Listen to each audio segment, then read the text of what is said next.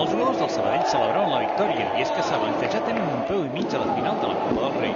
El rival d'ahir a la tarda en els quarts del Barcelona era força més potent que el que tindran aquesta tarda a les semifinals, l'Alcorcón madrileny.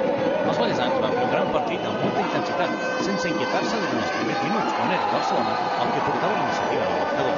Es van posar per davant en la recta final del segon quart i progressivament van anar incrementant la ritme fins al definitiu 13-1. Nosaltres, evidentment, anem pas a pas.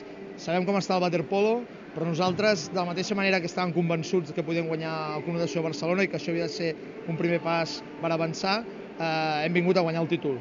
Però el camí a recórrer doncs, és dur encara.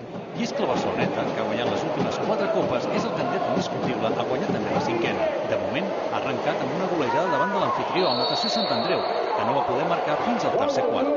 Del 7-0 inicial, el conjunt de Suárez va retallar fins al 8-3, però a partir d'aquí el Barceloneta va tornar a imposar la seva gran superioritat.